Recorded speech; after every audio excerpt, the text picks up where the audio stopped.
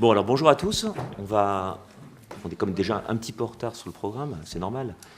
Alors c'est en tant que régional de l'étape en fait que je préside cette table ronde, pas du tout au regard de mes qualités scientifiques pour le coup, sur des sujets qui vont concerner la collision entre le marché et la démocratie.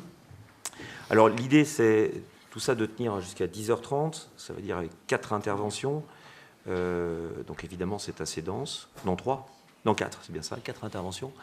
Donc on va demander, je vais être un peu le maître du temps, en vous demandant de ne pas être trop long, peut-être d'insister sur les éléments les plus riches de votre démonstration. Et puis, s'il faut, je serai obligé de faire jouer la politique de la terreur, en coupant la parole à mes prestigieux camarades. Alors, sans plus tarder, peut-être on va avancer tout de suite en laissant la parole à Gaël Marty, qui va nous parler de la Cour de justice et des choix de politique publique des États membres. Gaël, tu as la parole. Merci, cher président, cher Michael. La Cour de justice a-t-elle favorisé la logique de marché au détriment de la liberté des États de déterminer leur politique publique? Alors, on peut répondre qu'il est incontestable, on l'a vu hier, que la Cour a donné une ampleur maximale au programme libéral qui était contenu dans les traités, qu'elle a elle-même élevé au rang de charte constitutionnelle de l'Union, en exploitant leur caractère lacunaire, en définissant de manière extensive le champ d'application des libertés de circulation, par la notion d'entrave, par le principe de reconnaissance mutuelle, etc. De ce fait, par le biais de ces techniques, sa jurisprudence a contribué à soumettre à la logique de marché tout un ensemble de domaines qui auparavant en étaient exclus, cas des politiques sociales notamment, politiques de l'emploi, d'éducation, de santé, qui sont lus au prisme des dérogations aux libertés de circulation. Et le paroxysme a certainement été atteint avec les arrêts Laval et Viking, qui ont fait l'objet d'une critique de la part de la doctrine, justement sur le fondement de cette orientation libérale de la jurisprudence. La Cour a également favorisé la dérégulation de l'économie, en mettant l'accent sur l'intégration négative, la conséquence étant une restriction de la marge de manœuvre des États dans l'adoption de leur politique publique. Alors, cela soulève plusieurs problématiques. La première, tout d'abord, c'est une problématique de séparation des pouvoirs, puisque cette théorie de la séparation des pouvoirs voudrait que les décisions politiques soient du ressort du législatif et que le judiciaire se cantonne à des questions de respect du droit et des procédures. La seconde problématique est plus propre à l'Union européenne, puisqu'il y a une question supplémentaire qui se pose au-delà de la séparation horizontale des pouvoirs, qui est une question de répartition verticale des compétences entre les États membres et l'Union européenne. Répartition des compétences que le pouvoir politique du juge de l'Union viendrait remettre en cause. La troisième qui nous occupe aujourd'hui, c'est celle du déficit démocratique, puisque les États ont en partie construit leur légitimité sur ces politiques publiques qu'ils dispensent à leurs citoyens, et la restriction de leur marge de manœuvre en la matière fait que les citoyens ont le sentiment que les États-nations ne répondent plus à leurs attentes, et ça vient nourrir la critique de la toute-puissance des institutions européennes, qui est instrumentalisée par les eurosceptiques, on l'a bien vu. Alors c'est ce que Dieter Grimm appelle le coût démocratique du constitutionnalisme économique européen, question qui soulève elle-même la question de la légitimité du juge. Alors, moi, la question que je me suis posée, c'est de savoir si ce référentiel libéral était toujours d'actualité, toujours au cœur de la jurisprudence de la Cour, alors même que le traité de Lisbonne contient d'autres valeurs que la Cour pourrait utiliser pour tempérer un peu ce libéralisme initial. Alors, la réponse, selon moi, est positive. Clairement, on assiste même peut-être à un renforcement de cette orientation libérale. Alors, du moins, je précise que le champ de ma recherche s'est limité aux arrêts dans lesquels on a un conflit entre les règles du marché, d'une part, la logique de marché, d'une part, et puis des règles, en tout cas des choix des législateurs nationaux dans des domaines qui devraient relever de leur domaine de compétence. Donc, dans ces arrêts-là, il me semble que le mouvement de la jurisprudence tend à renforcer cette orientation libérale, du fait, et c'est le point sur lequel je vais insister, puisqu'on va essayer d'insister que sur les points importants, du fait de l'interprétation que la Cour donne de la Charte des droits fondamentaux de l'Union européenne. Je montrerai dans un deuxième temps que cette orientation libérale fait l'objet de discussions. Alors, au sein de l'Europe des juges, c'est-à-dire par les juges nationaux, mais au sein de la Cour elle-même, là c'est intéressant, il me semble, et je discuterai un petit peu de ce qu'on pourrait appeler l'émergence, ou en tout cas la discussion d'une doctrine de la marge d'appréciation des États dans l'Union européenne. Alors, premier temps, donc la portée de la Charte des droits fondamentaux. La Charte semble être utilisée par la Cour comme un nouvel instrument qui permet d'ancrer le primat du marché. Et plusieurs exemples récents montrent que la Cour utilise la Charte comme une nouvelle norme de référence de son contrôle qui vient s'ajouter aux règles relatives aux libertés de circulation. Alors, je vais donner juste quelques exemples, deux exemples. L'arrêt Pfleger de 2014, qui est relatif à la réglementation autrichienne sur les loteries et les jeux de hasard. La Cour de justice juge tout d'abord qu'il y a une restriction à la libre prestation de services et dans un deuxième temps, elle considère que cette restriction, cette entrave à la libre prestation de services constitue en même temps une restriction injustifiée aux articles 15, 16 et 17 de la Charte, c'est-à-dire liberté professionnelle, liberté d'entreprise et droit de propriété. Elle conclut qu'un examen séparé au titre de la Charte est inutile. Autrement dit, elle fait le parallèle entre ces dispositions. Deuxième exemple, je vais me limiter, il y en a d'autres, mais je me limite à cela. Dans un arrêt qui est récent, rendu le 21 mai 2019, c'est un arrêt en manquement rendu contre la Hongrie, dans lequel la Cour de justice condamne la Hongrie pour sa loi sur qui avait supprimé les droits d'usufruit sur les terres agricoles détenues par des étrangers. La Cour, dans cet arrêt, nous dit que cette loi est contraire à la fois à l'article 63 du traité sur le fonctionnement de l'Union européenne, donc libre circulation des capitaux, et en même temps à l'article 17 de la Charte, droit de propriété. La Hongrie est condamnée donc, sur ces deux fondements. Alors, deux enseignements se dégagent de ces arrêts. Le premier, c'est que le simple fait pour un État d'invoquer des exceptions aux libertés de circulation suffit, en tout cas est interprété par la Cour, comme une mise en œuvre du droit de l'Union, ce qui amène à l'applicabilité de la Charte. Alors, c'est dans la continuité de la jurisprudence de la Cour, affaire ERT, etc., mais c'est discuté au sein de la juridiction de l'Union, et j'y reviendrai sur ce point. Second enseignement, les articles 15, 16 et 17 de la Charte viennent prendre le relais des libertés de circulation et sont interprétés de la même manière qu'elles par la Cour, sans qu'elle prenne du tout la peine de justifier cette identité entre les règles du marché commun et les règles de la Charte. Alors, en tout cas, ces arrêts donnent une dimension encore plus grande au libéralisme économique, puisqu'il ne s'agit plus ici seulement de condamner des entraves aux échanges transfrontaliers, mais de condamner plus largement toutes les restrictions à la liberté des entreprises de s'autodéterminer, en quelque sorte. Alors, on le sait, cette dynamique dérégulatoire est au cœur du projet européen, puisque le projet européen repose sur la conviction que les mécanismes du marché sont plus efficaces que l'intervention publique dans l'économie. Pour les penseurs du libéralisme, on l'a vu hier, cette orientation libérale ne doit pas être critiquée, elle doit même être saluée, parce que la Cour vient limiter l'emprise de l'État sur la société, et donc elle favorise la liberté individuelle et l'autonomie des individus. Elle permet même aux individus d'être les véritables producteurs de la règle de droit, soit parce qu'ils la négocient librement sur le modèle du marché, soit parce qu'ils choisissent, via le marché, justement, d'aller vers des régimes juridiques qui leur sont plus favorables. Autrement dit, la jurisprudence de la Cour ne ferait que remplacer de la politique par du droit. Et elle ne pourrait pas être critiquée de ce fait. Alors, il me semble qu'on ne peut pas en déduire que la jurisprudence de la Cour est apolitique, pour autant, puisque le fait de judiciariser l'intégration européenne, c'est un choix politique. Le fait de désétatiser les politiques publiques, le fait de désétatiser les politiques publiques pour les soumettre au règne du droit, c'est une manière de concevoir les rapports entre la société et l'État, et c'est, par essence, une lecture politique de la société. Et de plus, la jurisprudence de la Cour ne se limite plus à l'intégration négative, en tout cas, pas seulement, et par ces arrêts, on le voit bien, la Cour prend nécessairement des options sur des choix relatifs à la vie en société, elle tranche des conflits de valeurs, et donc elle intervient dans le jeu politique. Il y a donc bien un travail politique du droit par le juge européen qui doit être questionné à l'aune de sa légitimité, on en parlait hier.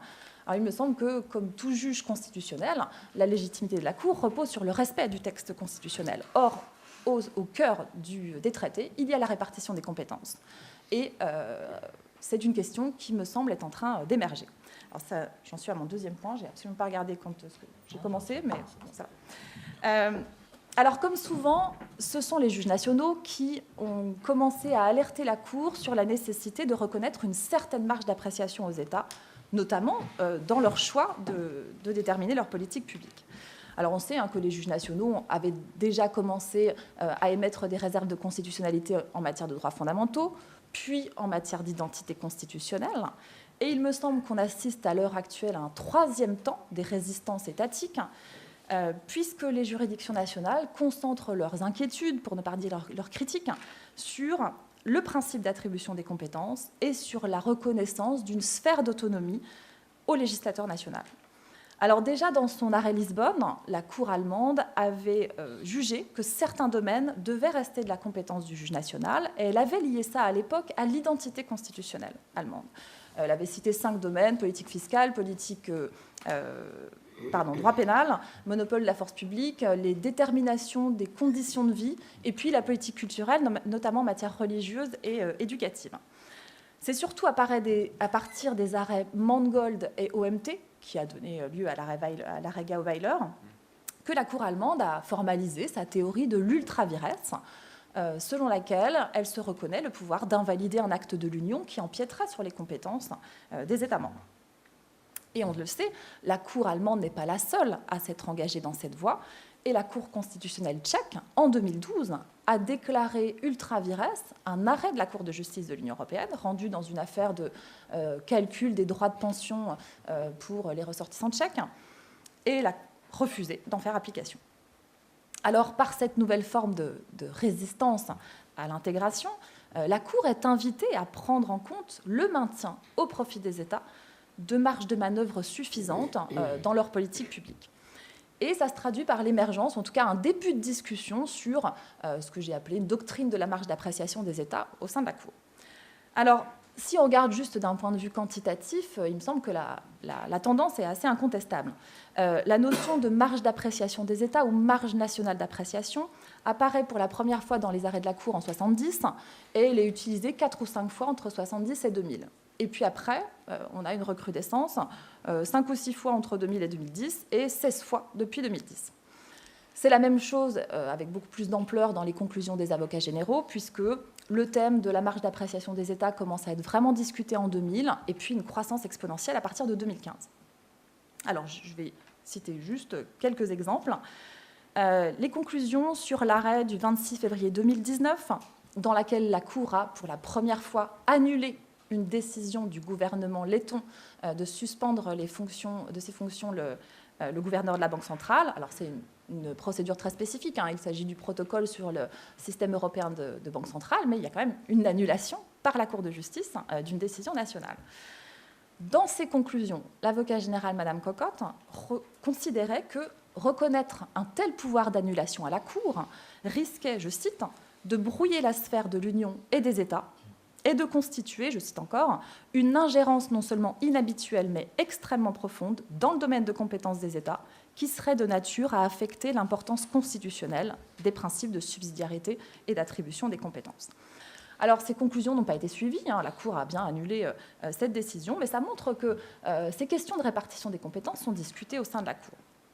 Deuxième exemple, dans l'arrêt en manquement contre la Hongrie que j'ai cité tout à l'heure, l'avocat général avait proposé à la Cour de ne pas admettre l'applicabilité de la charte. Je cite ses conclusions.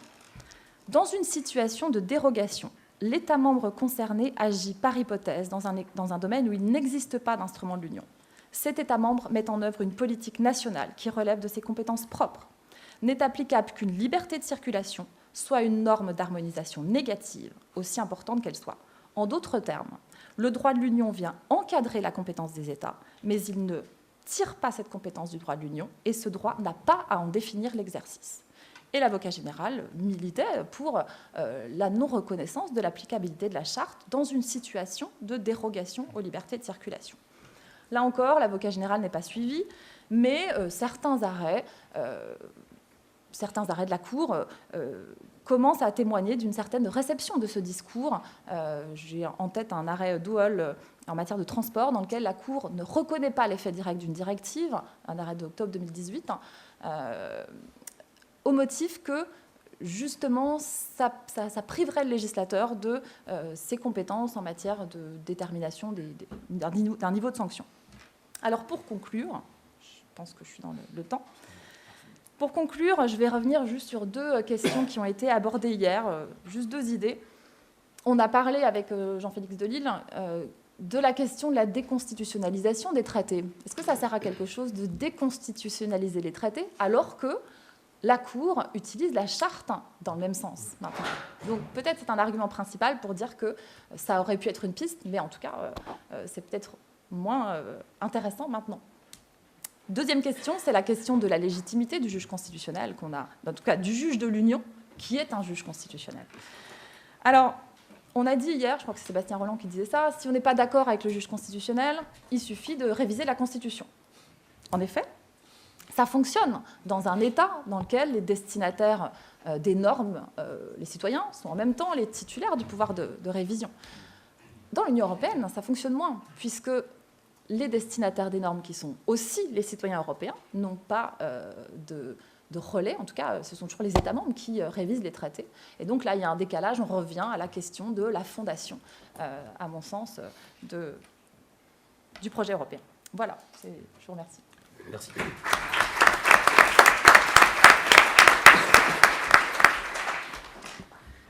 Alors, je vais laisser la parole, et sans plus tarder, pour essayer de ne pas perdre de temps, à Romain Tinière, en lui demandant d'être aussi efficace, clair, pertinent. Ah, mais c'est Valérie. Ce sera plus facile d'être clair et pertinent. Si j'arrive même pas à lire le programme avec dans l'ordre, on n'est pas bien là. Et ça n'a rien à voir avec la soirée d'hier. Donc c'est pas Romain Tinière, c'est Valérie Michel, mais qui doit être tout aussi efficace, claire, et rapide, concise que l'a été Gaël Marty. Merci Valérie. Merci Monsieur le Président, merci Mickaël de m'avoir fait changer de sexe une demi-seconde. Merci de m'avoir invité au colloque, et surtout, mais elle n'est pas là comme d'habitude, je souhaite remercier Véronique Gervasoni, sans laquelle nous ne serions pas si dignement accueillis, d'autant plus que j'ai été assez pénible cette fois-ci, donc elle est toujours d'une efficacité absolument redoutable, et comme d'habitude, je vous l'envie. Bien, alors il m'est donné de parler de citoyenneté et marché. Alors c'est un peu une gageure que de traiter de ce sujet-là. C'est un sujet fuyant, tentaculaire, réticulaire et circulaire. Donc avec ça, si vous voulez, on a l'impression, j'ai un peu le sentiment d'être confronté à une concrétion, soit d'une voiture dans un énorme accident, soit un truc de César où il fallait que je commence à démêler tous les fils. Donc j'ai fait des choix, bien évidemment, qui sont tout personnels. Et la difficulté, et Philippe en parlait hier, la difficulté, c'est le fait que l'on parle là d'être humain, c'est pas du Gruyère, donc c'est un petit peu différent, et il y a cette question de la réalité. Et Philippe parlait hier de la réalité, et là, j'y reviendrai tout à l'heure, on voit, et ça me permet de saluer l'avocat général Yves Bott, qui, évidemment, que nous avons perdu cette semaine, qui, dans une de ses conclusions, que je citerai tout à l'heure, disait bien, bon, voilà, il y a la réalité, arrêtons d'être hypocrites et consacrons formellement une situation réelle. C'est sur la question de l'intégration de la personne. J'y reviendrai. Donc, on va osciller entre réalité législative, réalité judiciaire et vraie vie du citoyen européen. Alors, autre difficulté, on va très rapidement éluder, c'est la question du champ temporel. Citoyenneté européenne, on dit 92, évidemment. On a dit que c'était une rupture. Moi, je crois que c'est une rupture en trompe-l'œil, et ce sera un de mes fils directeurs. On a dit, notamment après Grizzly, que la citoyenneté européenne avait généré un Big Bang. Je dirais plutôt, je ne sais pas s'il est lilliputien, mais en tout cas, il n'est pas cosmique. Je ne crois pas que le Big Bang ait été totalement réalisé. Alors, pour essayer d'appréhender la chose, je crois qu'il y a deux points, hein, et ça a été aussi abordé hier. Qu'est-ce qu'on entend par citoyenneté, fondamentalement, hein. Alors, je ne vais pas faire comme beaucoup, découvrir la citoyenneté de marché qui existe depuis le Moyen-Âge, mais ce n'est pas grave. Je vais éluder cela. Mais partir du fait que la citoyenneté, on peut l'appréhender soit en tant que droit de citoyenneté, et donc là, on a un angle individuel, ce qui a été déjà abordé hier. Et en fait, en fin de compte, la méthode de l'intégration négative plus l'effet direct fait que la citoyenneté, ou du moins les droits de citoyenneté, sont, même encore aujourd'hui, appréhendés de manière extrêmement individuelle. Ce qui pose un problème au regard de la citoyenneté qui serait un concept plus général et qui renverrait à l'appartenance à une collectivité, et donc une vision collective, pour ne pas dire collectiviste, de la question. Bien, donc ça c'est le premier élément. Et puis il y a aussi la question de qu'est-ce que c'est que le marché. On l'a bien vu hier, c'est pareil, c'est pas très évident à définir. Alors, pour moi, ça va être assez facile. Je vais partir du principe que je parle du marché intérieur, donc d'un truc dans lequel le principe c'est on bouge. Voilà, il faut bouger. On est parti du postulat que l'être humain avait envie de bouger, de liberté d'aller et venir d'une certaine manière. Alors, en mêlant un petit peu ces éléments, qu'est-ce que la citoyenneté, qu'est-ce que le marché, on peut constater dans la jurisprudence des mouvements étranges. Jurisprudence, voire droit dérivé, mais j'y reviendrai. Des mouvements étranges, on dit souvent on a un phénomène de dénationalisation de la citoyenneté. Par contre, je ne suis pas sûre qu'on ait une réelle européanisation de la citoyenneté. Et là, on en revient aussi au débat qu'on a pu avoir hier sur est-ce que c'est... Enfin, oui, c'est le rôle du juge de toujours concilier les intérêts individuels, etc. Mais je pense que, parce que ça a été observé hier, on a dit mais la Cour n'est pas spécifique. C'est vrai. Par contre, je crois que son terrain de jeu et son terreau fait qu'on voit beaucoup plus chez elle que chez d'autres juges cette espèce de casuistique et de situation liée à un cas individuel. Pourquoi ? Parce que tout est né de l'intégration négative de l'effet direct, à une époque où il n'y avait pas un droit dérivé substantiel donnant naissance à des droits de citoyenneté, et que donc notre juge, lui, il est interdit de discriminer, point. Tu as le droit de circuler, point. Et au fil des petites affaires, je tricote. Mais avec un soubassement normatif à l'époque qui était quasi rien. Et c'est pour ça que ça nous paraît beaucoup plus individualiste, parce qu'on ne peut pas s'adosser à un droit dérivé, ce qui commence à être un petit peu le cas. Bien, ce cadre donné, rapport citoyenneté et marché, de manière assez banale, je dirais, la citoyenneté entraîne un mouvement de dilution, de dilatation du marché, et malheureusement, le marché reste l'ossature, l'épine dorsale de la citoyenneté. Alors, la citoyenneté, dilution du marché. Des constats d'évidence, que d'autres ont fait bien mieux que moi, notamment Jean-Yves Carlier. L'avènement de la citoyenneté européenne a conduit à une extension des bénéficiaires. C'est bien connu. Alors, oui, c'est bien connu. Est-ce que c'est la citoyenneté qui a engendré donc la création de la citoyenneté européenne à Maastricht, qui a engendré cette espèce de dilatation des bénéficiaires pour aller de l'économique au moins économique? Bien sûr que non. On le sait, la Cour l'avait déjà fait bien avant, et la citoyenneté européenne, du coup, va s'inscrire dans cette lignée. Ce qui veut dire que dès le départ, circulation du citoyen, marché et citoyen s'inscrit dans les mécaniques juridiques, dans les leviers de raisonnement du marché intérieur, fondamentalement. Et donc du marché intérieur, pour faire un peu large et du coup caricatural, des raisonnements économiques, une approche économique. Alors, Il n'en reste pas moins, je crois que la citoyenneté permet vraiment d'élargir le cercle des bénéficiaires en allant plus loin que ce qu'avait fait la Cour avec Gravier, Antonison et toute la clique. J'en prends l'arrêt Topfic là, qui a été rendu hier et que j'attendais avec impatience parce qu'il portait quand même sur une question absolument fondamentale. La discrimination dans la réglementation de la course à pied en amateur catégorie senior. Se pose quand même des questions existentielles à la Cour de justice.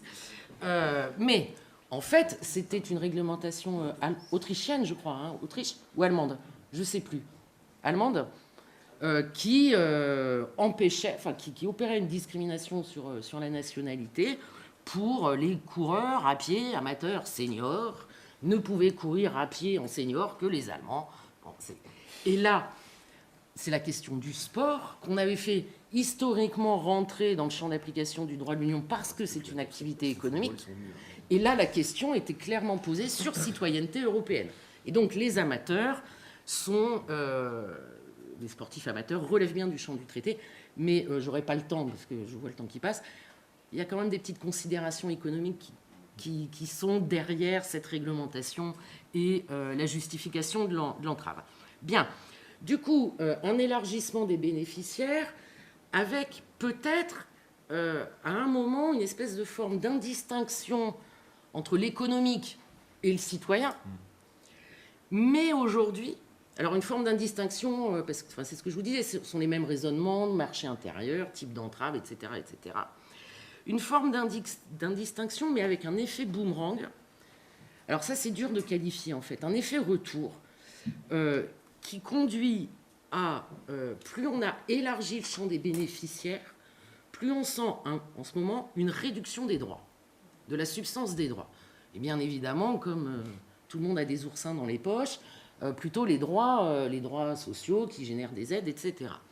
Avec cette question, et j'aimerais bien qu'on en débatte, parce que moi, tel un hamster dans sa roue, je pédale, mais j'avance pas. Si on prend les conclusions sous Linares Verruga, on voit bien qu'on arrive à un moment où l'extension des bénéficiaires aux agents non économiques conduit à une jurisprudence qui restreint les droits, notamment sociaux, des travailleurs. Et ça, c'est une vraie question. Je n'ai pas de réponse. Je tourne le truc dans ma tête depuis quelque temps.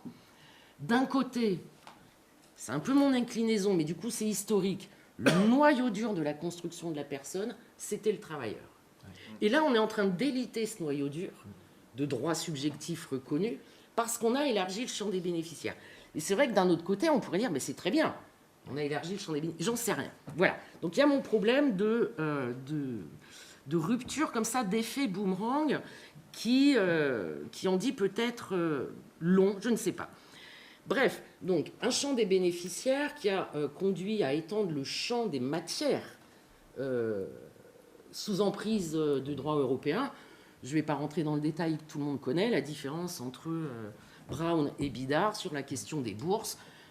Voilà, l'avènement de la citoyenneté européenne a fait que le champ du droit de l'Union s'étend sur des questions qui touchent au porte-monnaie des États et ce qui génère une réaction.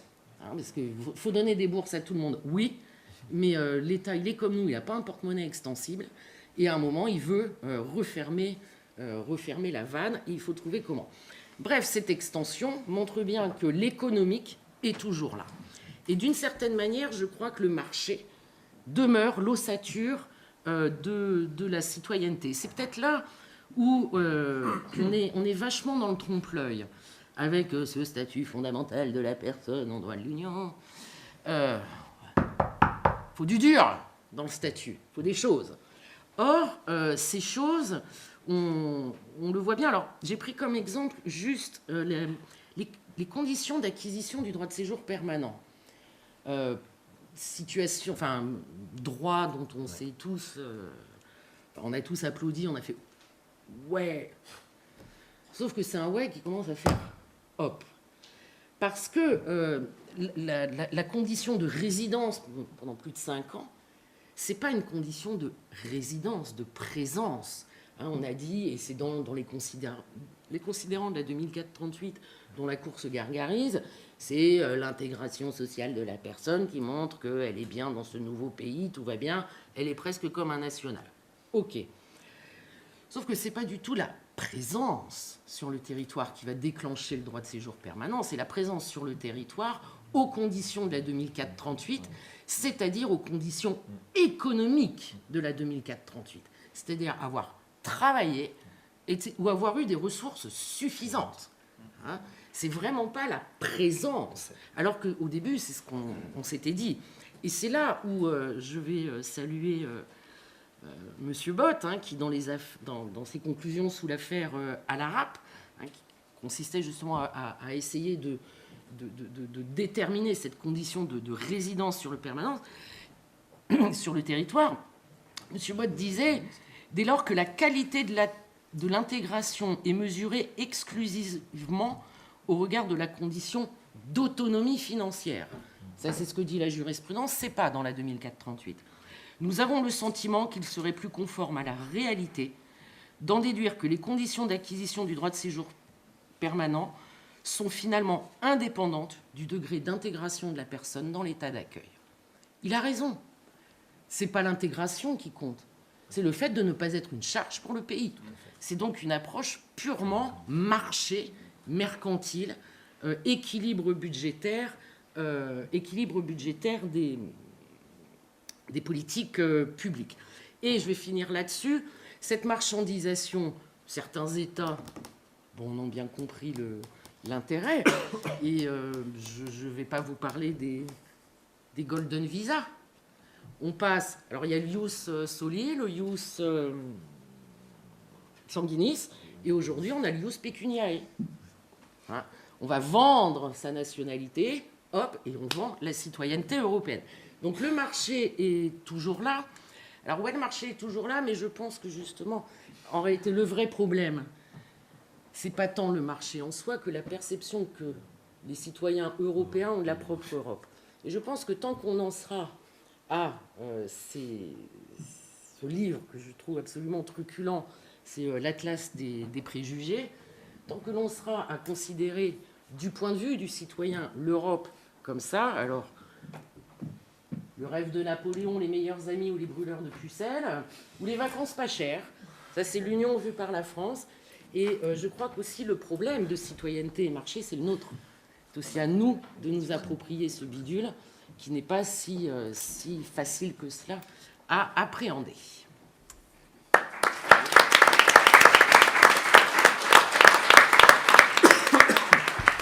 Alors, merci Valérie pour avoir respecté son parole, d'avoir aussi une intervention toujours aussi efficace.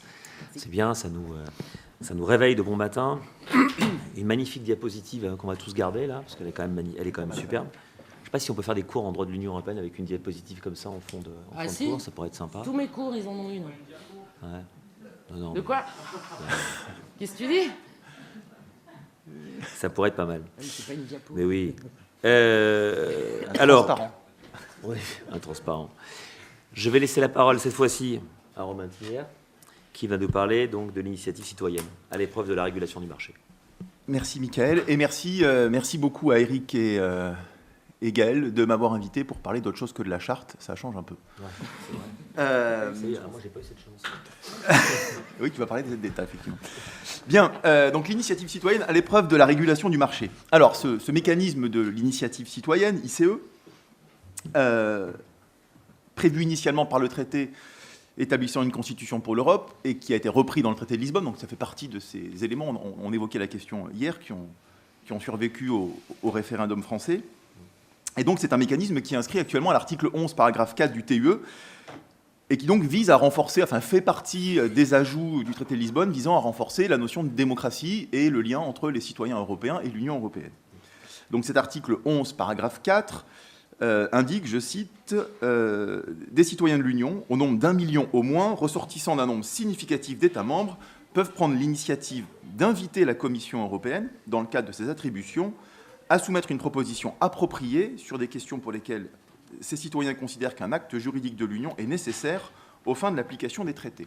Donc, propos très généraux dont on a prévu les modalités pratiques dans un règlement de 2011, le règlement 211-2011, qui vient récemment d'être révisé, donc en 2019, le nouveau règlement entrera en vigueur en 2020, révisé pour essayer d'en faciliter l'accès après un premier rapport d'étape réalisé par la Commission européenne qui est plutôt mitigé.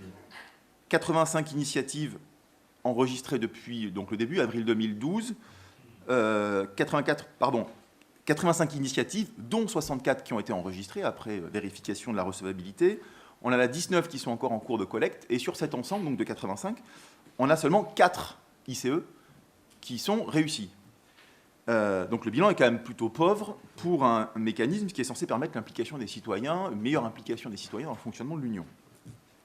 Encore faut-il préciser qu'on pourrait mettre des gros guillemets à cette notion de réussi pour les 4 initiatives, puisque elles ne le sont que d'un point de vue procédural, en fait. Ça veut simplement dire que pour ces 4 initiatives, on a réussi à réunir plus d'1 million de soutiens en provenance de 7 États différents, puisque les porteurs de ces initiatives n'ont pour autant pas obtenu satisfaction sur le fond. À une exception partielle près, aucune de ces 4 ICE n'a conduit à l'émission par la Commission européenne d'une proposition législative.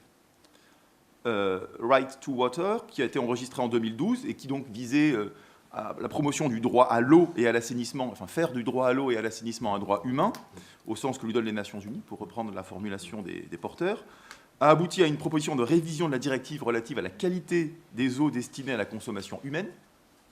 On parle d'un droit fondamental et on révise une directive.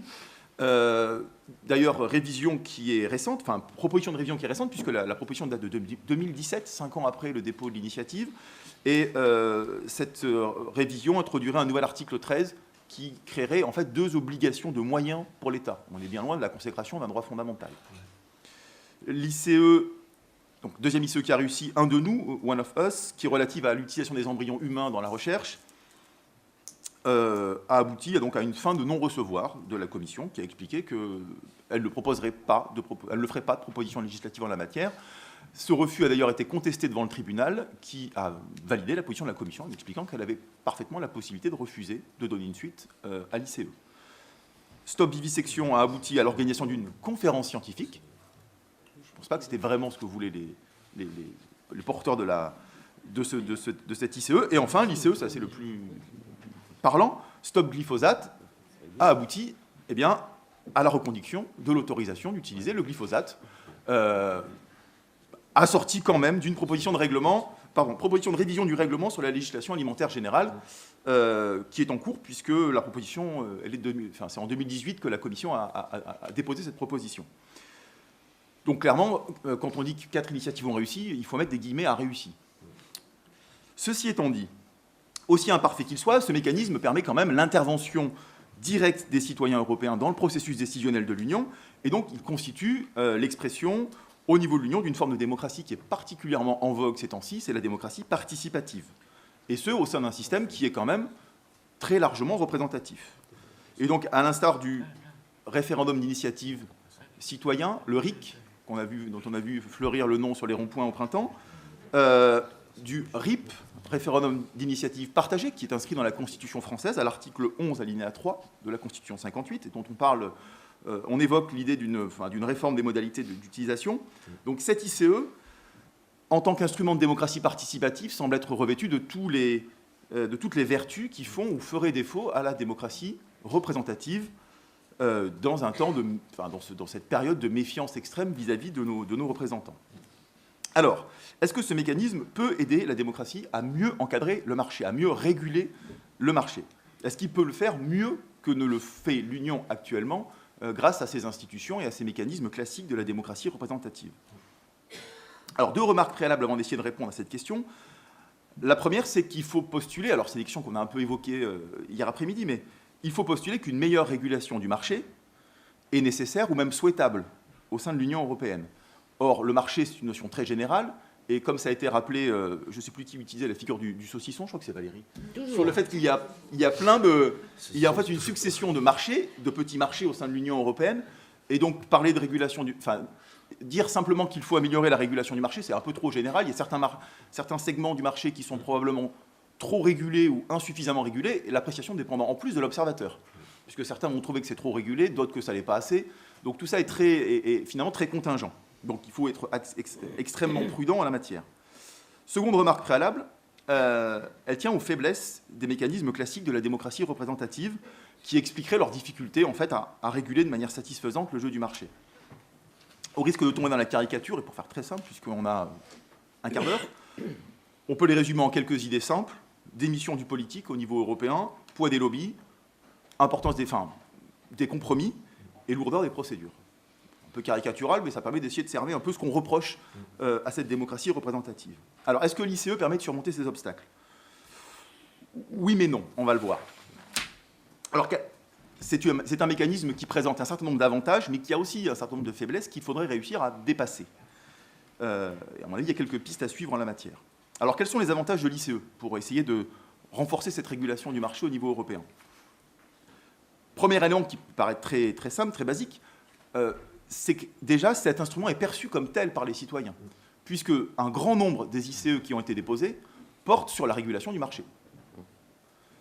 Si on prend les 4 initiatives réussies avec les précautions d'usage, il y en a 2, voire 3 qui concernent les questions de régulation. Interdiction du glyphosate, on l'est bien dans la régulation du marché.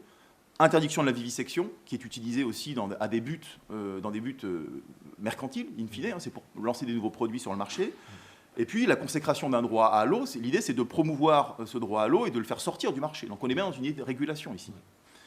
On pourrait d'ailleurs multiplier les exemples avec des initiatives déposées récemment. Sauvons les abeilles, 27 mai 2019, qui vise notamment à interdire l'usage de certains pesticides qui détruisent les abeilles, mettre fin à l'exonération fiscale du carburant d'aviation en Europe. Je vois que le président de l'AFE lève la tête. Donc là, 10 mai 2019, là aussi on est sur une forme de régulation du marché. Enfin, on pourrait multiplier. Il y en a une qui a été déposée aussi en mai 2019 sur le Nutri-Score, les petites couleurs qui doivent figurer sur les aliments, l'emballage alimentaire. On est aussi dans une forme de régulation.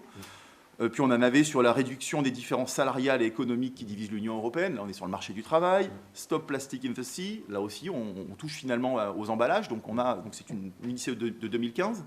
Donc on est aussi sur une forme de régulation. Donc c'est quand même perçu par les citoyens comme un instrument susceptible de réguler le marché.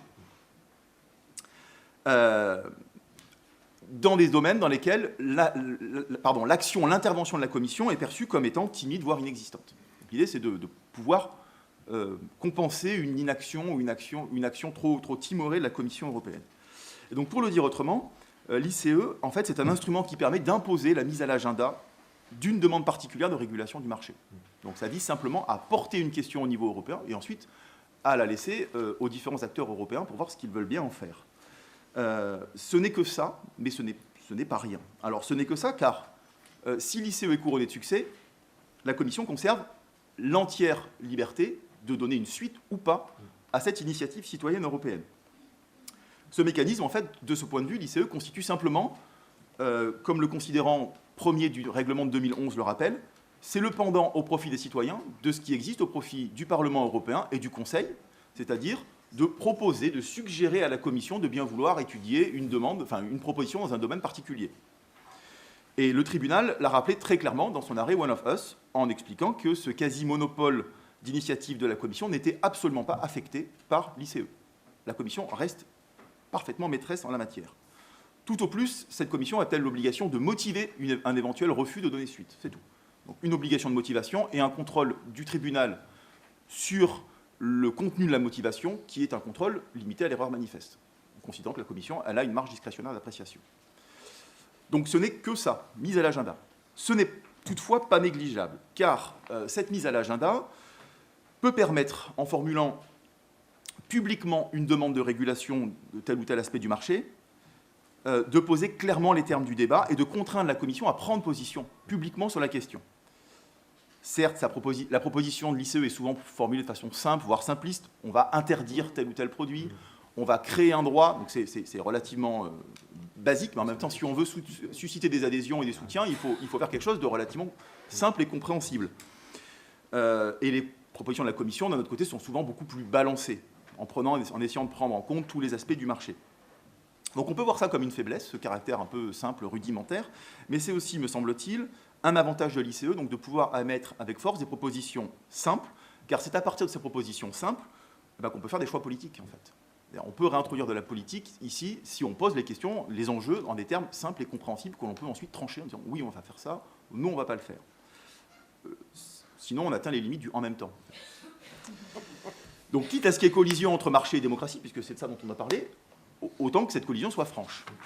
Alors, donc, l'ICE, elle a des atouts, mais elle rencontre aussi un certain nombre de difficultés que j'ai finalement plus ou moins laissé entendre dans la première partie de mon propos.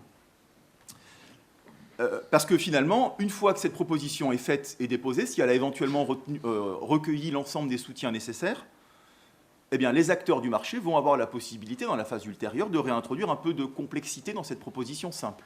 C'est-à-dire, eh bien, les groupes d'intérêt vont pouvoir jouer leur rôle, et donc, alors, ça dépend comment on présente les choses, réintroduire de la complexité pour rendre plus réaliste ou pour édulcorer la proposition qui a été formulée et qui était jugée néfaste à leurs intérêts. Ce qui n'est pas toujours le cas, hein, mais du coup, les acteurs du marché qui voient une proposition comme étant néfaste à leurs intérêts, on les comprend parfaitement, vont essayer de faire en sorte qu'elle le soit le moins possible.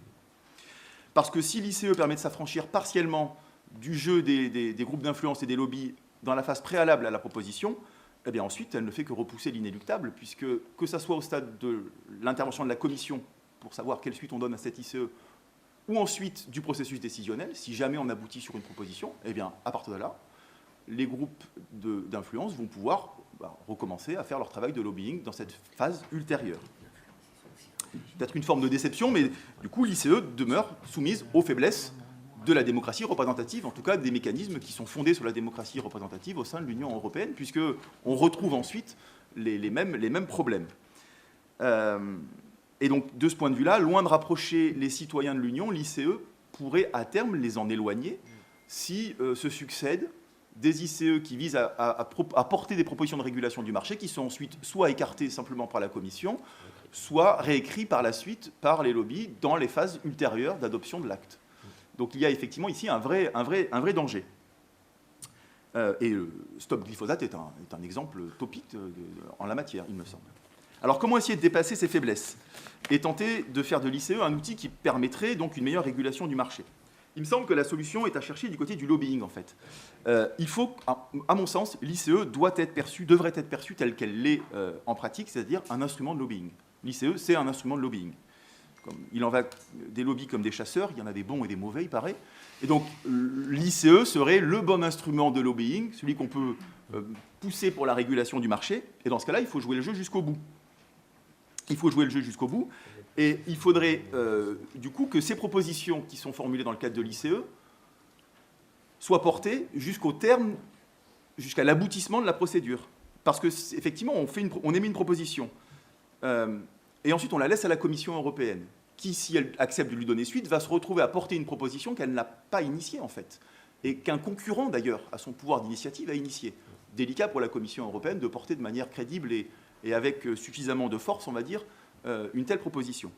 Alors, il me semble de ce point de vue-là, et pour en terminer, que deux acteurs devraient s'impliquer davantage. Le premier, c'est le Parlement européen. Le Parlement européen, clairement, de mon point de vue, il sous-exploite l'ICE. Au-delà des résolutions générales, alors si, ils aiment bien faire ça au Parlement européen, on a des résolutions générales sur les vertus de l'ICE, c'est très bien, ça rapproche les citoyens de la démocratie, etc. Par contre, si on cherche quelle est l'intervention, quelles sont les différentes interventions qu'a fait le Parlement européen pour soutenir des propositions d'initiative citoyenne européenne, là, on ne trouve pas grand-chose. Donc on a des formules très générales, mais quand il s'agit de soutenir et d'essayer de porter les ICE qui ont réussi, on se rend compte que le Parlement européen est aux abonnés absents, probablement parce qu'il existe une forme de défiance des élus face à cette forme de démocratie qui, en fait, est une démocratie participative directe et qui tend à se passer des élus, ou en tout cas à porter une certaine méfiance sur le travail des élus. Donc il faudrait que le Parlement européen arrive à dépasser ça et soutienne davantage les ICE en essayant de les pousser et en utilisant ça comme levier de son action. Alors, c'est d'ailleurs en ce sens que va, mais de façon très très timorée, la nouvelle version du règlement sur l'ICE, puisqu'il y a un article 16, mais c'est lapidaire. Le Parlement européen évalue les mesures prises par la Commission à la suite de sa communication. Bon. Reste à voir, parce que le Parlement pouvait le faire avant, hein, il n'y a pas besoin de l'écrire dans le règlement. Est-ce que cette simple phrase va changer quelque chose? Je ne sais pas, mais en tout cas, on peut espérer que le Parlement européen se saisisse un peu plus de cette question. Et enfin, deuxième acteur qui pourrait s'investir davantage, en fait, ce sont, paradoxalement, les grands groupes de pression européens. Puisque, visiblement, d'après plusieurs études qui ont été publiées sur la question, ne se sont pas saisis de l'ICE les grands groupes de pression européens, mais plutôt des groupes de pression, des lobbies nationaux. Donc c'est eux qui ont utilisé l'ICE, alors que les grands groupes européens, eux, ont continué de miser sur les différentes entrées qu'ils peuvent avoir auprès des institutions, donc en gros le lobbying classique, et ils ont un peu en fait laissé de côté cette ICE qui a permis l'émergence de nouveaux acteurs. Et peut-être qu'une des pistes à suivre serait que ces groupes de pression européens, qui sont structurés au niveau européen, appuient eux aussi les ICE en cours ou en initie, parce qu'ils ont probablement davantage de leviers pour essayer, et puis eux ce sont les bons lobbies, donc ils ont probablement plus de leviers pour essayer de faire en sorte, pour porter ces ICE et les amener à leur terme. Voilà, ces deux pistes me semblent pouvoir être suivies, enfin on va peut-être en parler, mais pour essayer de faire de l'ICE un instrument plus efficace au service de la régulation du marché. Je vous remercie.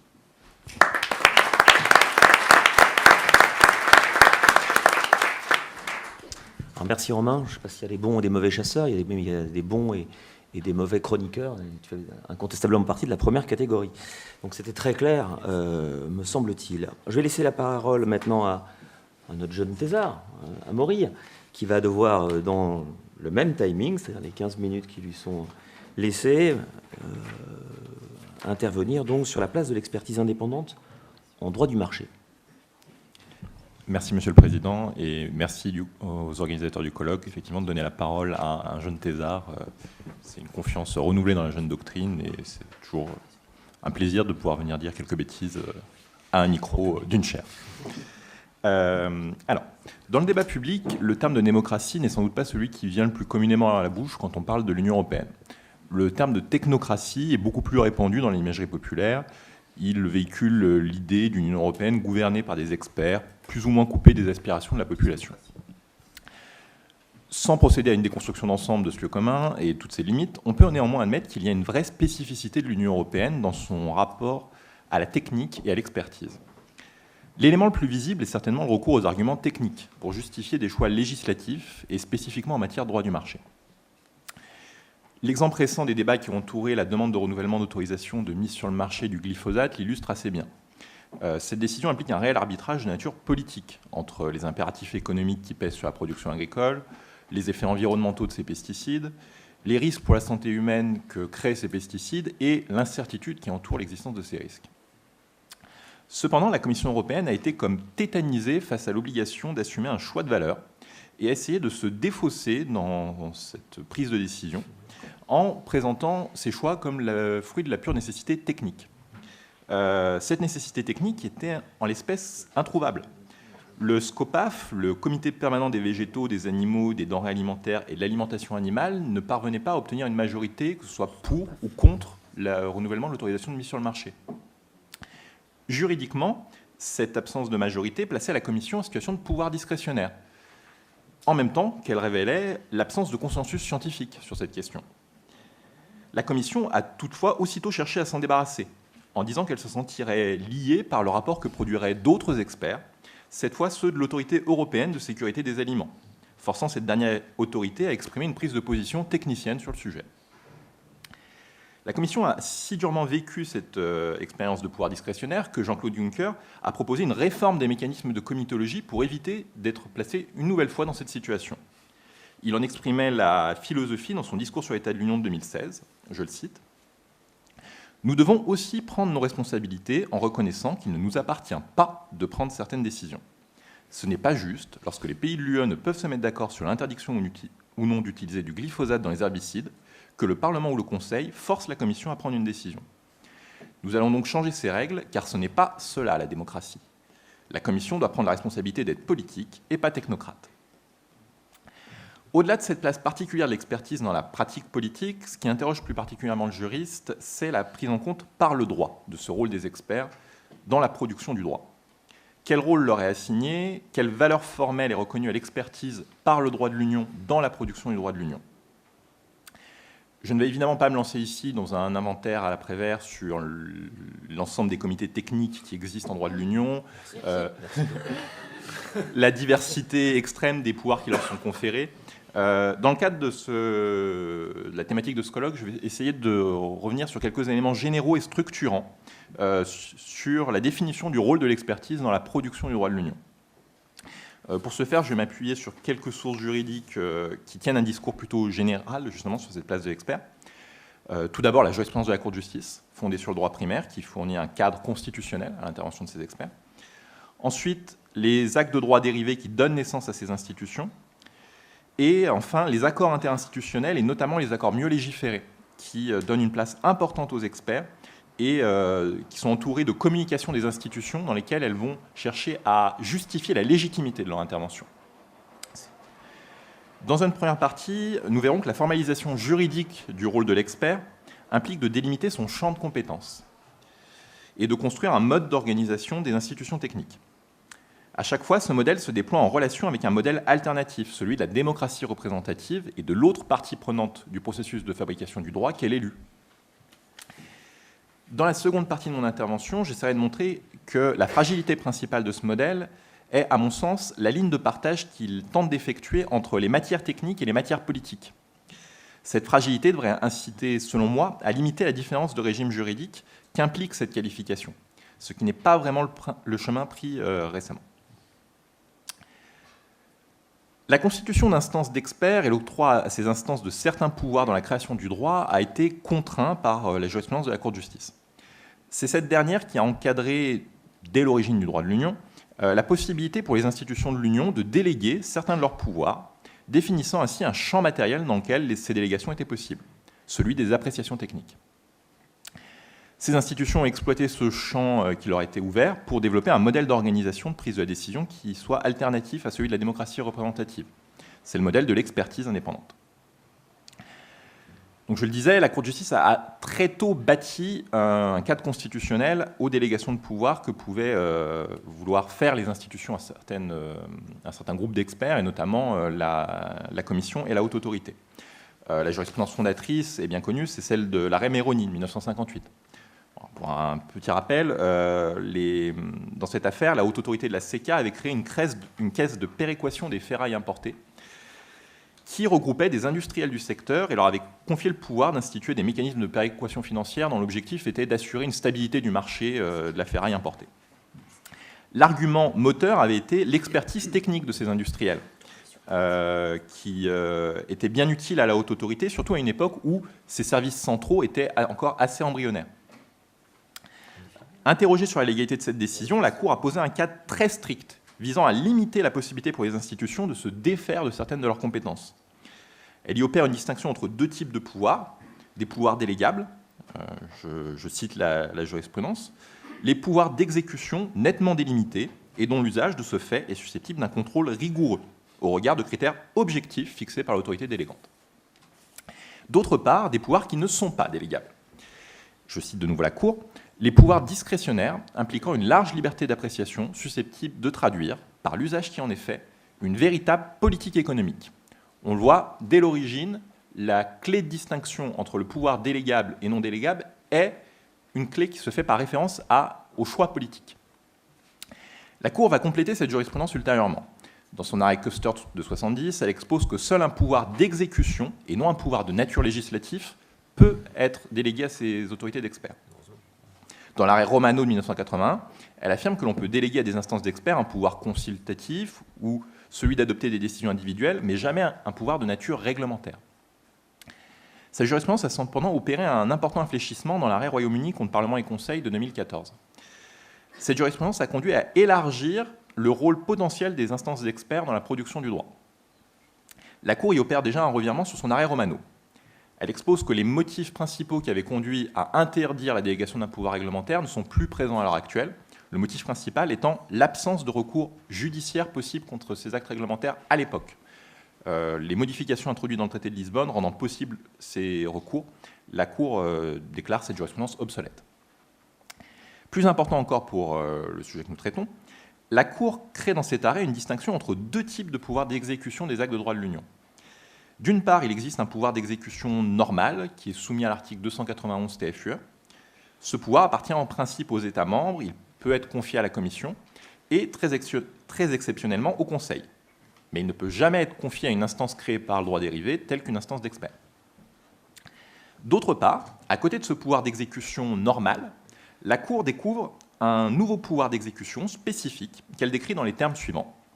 Des pouvoirs décisionnels dans un domaine exigeant l'articulation d'une expertise professionnelle et technique spécifique. la nature particulière de ce pouvoir justifie selon la Cour qu'on le soumette à un régime juridique différent, qui permet aux institutions de le déléguer à des instances d'une nature spéciale. Je cite de nouveau la Cour, des instances qui disposent d'un haut degré d'expertise professionnelle. Ce faisant, la Cour reconnaît tardivement l'existence d'institutions d'un genre particulier, dont le modèle a progressivement été construit au cours des décennies précédentes. Depuis les années 90 et les travaux du professeur Fritz Scharpf, la science politique rend compte de ce nouveau modèle au travers de la distinction entre output legitimacy et input legitimacy dont on a évoqué hier. Selon ce modèle, la production du droit se fonde sur deux formes de légitimité alternatives et parfois concurrentes. D'une part, l'input legitimacy se réfère au modèle classique de la démocratie représentative. La norme juridique est considérée comme légitime parce qu'elle est adoptée par des élus qui ont été choisis par le peuple. C'est donc l'autorité des auteurs de la norme qui leur confère une forme de légitimité. Dans le modèle d'output legitimacy, en revanche, c'est l'efficacité de la norme juridique et sa capacité à bien servir l'intérêt général de la société ou l'intérêt particulier de ses destinataires qui va rendre la norme légitime. Dans ce dernier modèle, la dépossession partielle de l'élu au profit de techniciens plus ou moins indépendants du suffrage n'est plus perçue comme un problème. Cette forme de légitimité est reprise à son compte par la Commission dans le tout premier paragraphe de sa communication Mieux légiférer de 2015, qui lui sert de point de départ à l'explication de son projet. Je cite cette communication. L'UE, ses institutions et son corpus juridique sont au service des citoyens et des entreprises, qui doivent pouvoir s'en rendre compte dans leur vie quotidienne et dans leurs activités. Nous devons rétablir leur confiance dans notre capacité à obtenir des résultats. Si elle est une alternative à la démocratie représentative, l'output legitimacy est-elle pour autant une alternative à la démocratie tout court? Sur ce point, il y a des avis divergents. Pour certains courants de la science politique, ainsi que certains juges constitutionnels nationaux, c'est le cas.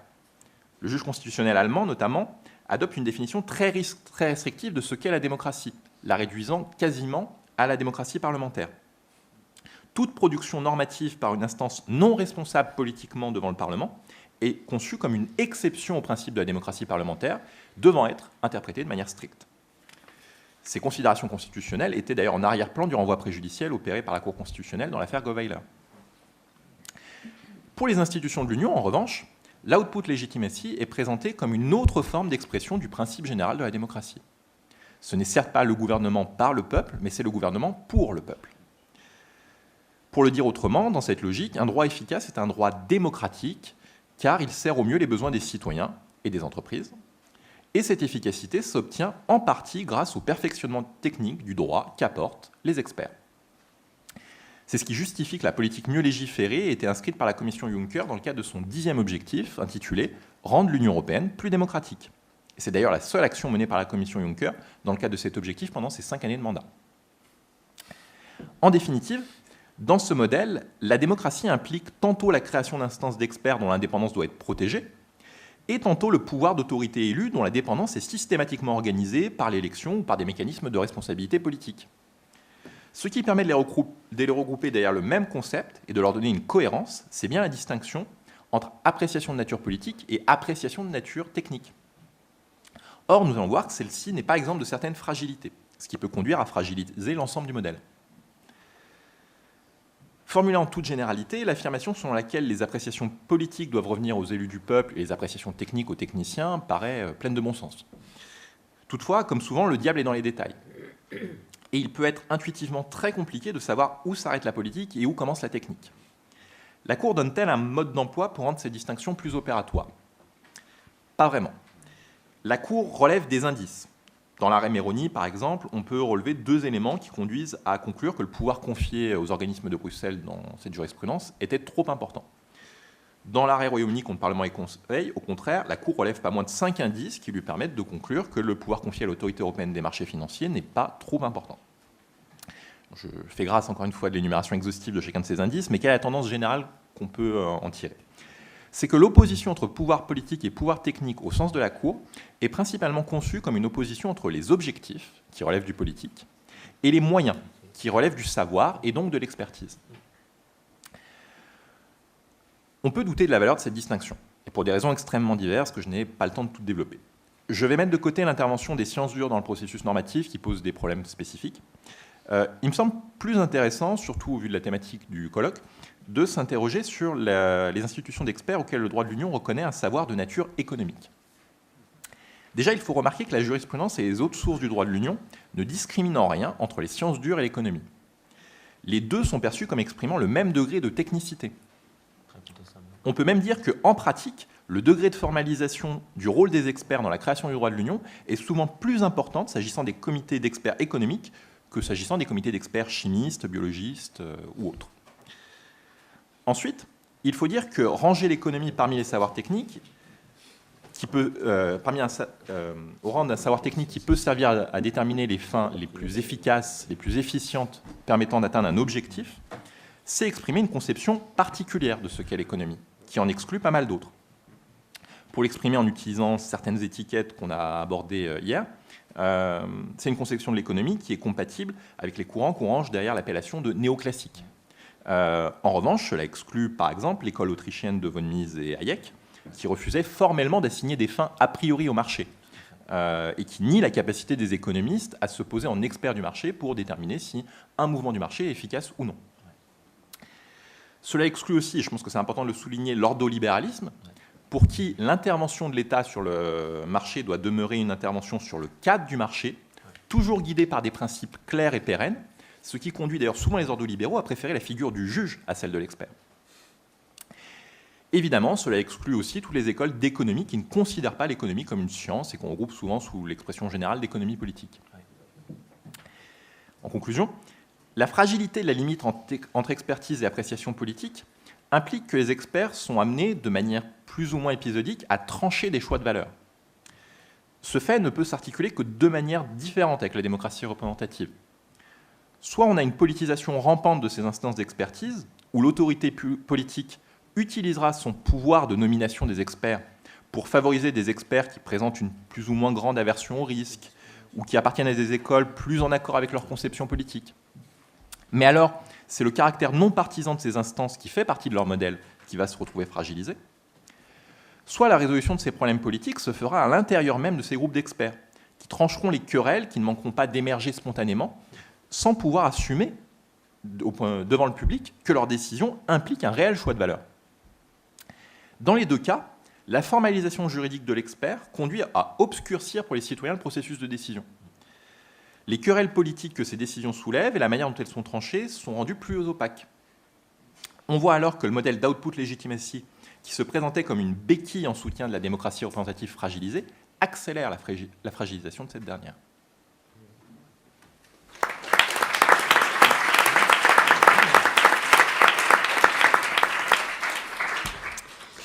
Très bien, Maury, pour une première. On va laisser la parole tout de suite à Mathieu Rouy, qui est doctorant contractuel à Lyon 3 et qui va avoir aussi le rôle de discutant. Merci, Monsieur le Président. Je m'associe à Maury en remerciant une nouvelle fois les organisateurs d'associer la jeune doctrine à ce beau colloque. Donc, en tant que discutant, je vais essayer de faire quelques remarques, quelques questionnements sur les interventions qui ont eu lieu lors de la table ronde, questionnements qui ne seront évidemment pas exhaustifs au vu de la diversité des sujets abordés et de la richesse des interventions, mais qui pourront se poursuivre, j'en suis sûr, par la suite. Alors, première question qui fait un peu le lien entre la première et la deuxième intervention sur la citoyenneté. Est-ce que finalement le fait d'avoir construit le régime de la citoyenneté par l'utilisation des concepts du marché intérieur n'ont pas finalement permis à la Cour de s'immiscer encore un peu plus dans les choix politiques que font les États, puisque là où le marché intérieur se limitait, même si la Cour est allée assez loin, se limitait à contrôler des réglementations qui ont un impact sur les activités commerciales, la citoyenneté permet finalement de contester toute réglementation qui entraverait la circulation du citoyen. Je pense ici à la jurisprudence sur les noms de famille. Vous avez un peu évoqué la question de l'intégration sociale qui permet également à la Cour de contrôler la manière dont les États vont construire leur communauté sociale, déterminer quel ressortissant étranger peut être considéré comme un quasi-national, etc. etc. Donc, voilà une première question qui finalement est paradoxal au regard de l'objectif initial, en tout cas dans les textes de la citoyenneté, qui est de renforcer la démocratie au niveau européen. Deuxième réflexion qui est un peu dans la continuité, toujours sur la citoyenneté. On a beaucoup parlé de la Cour de justice. J'aimerais aussi parler de la Commission, qui a également une vision instrumentalisée, on va dire, de la citoyenneté. Je prendrai un exemple qui est en 2013, qui a été consacré. Enfin, la Commission a lancé l'année européenne du citoyen. Donc l'idée était pendant une année de renforcer la compréhension par les citoyens de la citoyenneté européenne. Et alors qu'un certain nombre d'associations, d'organisations et même le Parlement européen militaient pour que cette année puisse être consacrée à la promotion des droits politiques associés à la citoyenneté, on était un an avant les élections européenne de 2014, l'initiative citoyenne était encore assez jeune, mais la Commission a fait le choix, presque exclusivement, de consacrer cette année européenne du citoyen sur la promotion de la circulation des citoyens, des droits attachés à la circulation, et probablement dans l'idée que la circulation permet en fait de renforcer le sentiment d'appartenance des Européens à l'Union européenne. Or, il faut rappeler que seulement 3% des Européens sont mobiles dans l'Union européenne, et donc cette année européenne du citoyen n'a finalement été consacrée qu'à 3%, qu'une extrême minorité des citoyens. Et là encore, c'est un peu paradoxal quand le but était de renforcer le sentiment d'appartenance, de renforcer la compréhension de la citoyenneté auprès de la population européenne. Et là encore, c'est d'autant plus paradoxal quand on regarde certains arguments qui montent aujourd'hui, notamment dans le cadre, je pense, au débat relatif au Brexit, où la mobilité, y compris intra-européenne, est de plus en plus contestée au sein des populations européennes. Donc, est-ce qu'il n'est pas temps, et c'est peut-être un peu utopique, mais de véritablement construire un statut politique du citoyen, ou en tout cas de tenter de renforcer véritablement cette compréhension auprès du citoyen. Et enfin, dernière réflexion, cette fois-ci sur l'initiative citoyenne. Alors, le professeur Tinière avait terminé sur les propositions de réforme. J'ai envie d'aller plus loin. Est-ce que, dans le cadre de l'implication du Parlement européen, on ne pourrait même pas revoir complètement cette initiative citoyenne en impliquant véritablement le Parlement européen, ou en tout cas une autre institution qui permette finalement de limiter la marge d'appréciation qu'a la Commission, qui est véritablement jugée partie dans cette procédure, tant au niveau de la recevabilité qu'au niveau de l'opportunité politique de donner suite à une initiative. Est-ce que le Parlement européen ne pourrait pas véritablement s'impliquer, soit au niveau de la recevabilité, soit au niveau de l'opportunité politique de donner suite à une initiative ou non, puisque finalement, et vous l'avez dit, l'initiative ne permet que de lancer un débat, mais ne permettra jamais d'aller à l'encontre d'une politique menée par la Commission ou par les institutions européennes. Voilà quelques brèves réflexions que je vous propose et qu'on pourra poursuivre ensuite lors du débat. Je vous remercie. Alors peut-être que tu peux répondre dans un premier temps, non ? Alors,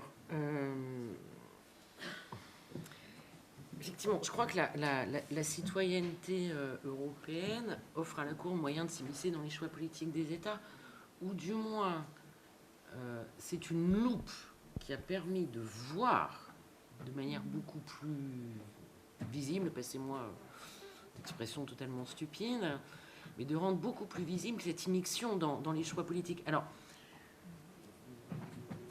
vous avez parlé des jurisprudences sur le nom. Alors là, je ne vous le suis pas, parce qu'elles sont bien plus anciennes que l'avènement de la citoyenneté européenne. D'Afeki, Constantinides et tout ça. Toutes les questions de translittération du nom sont historiquement nées d'un grec qui va en Allemagne et qui voit son nom transformé. Moi, je suis chiropracteur et mon nom, il ne veut plus rien dire. Comment je fais pour garder ma clientèle ? Bon. Donc, ces trucs sur le nom.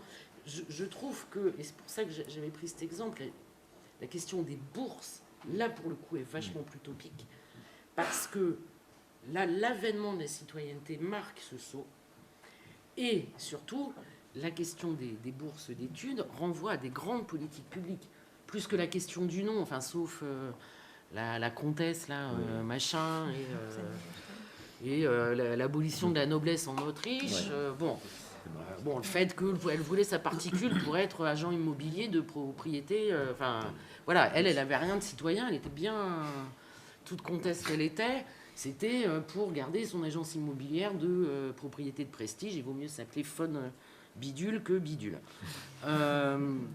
La question des bourses, là, pour le coup, elle me paraît plus révélatrice, parce qu'on touche une grande politique publique, l'éducation, des financements publics, et effectivement, le principe d'égalité, j'y suis attachée, mais c'est vrai qu'à un moment, les États sont...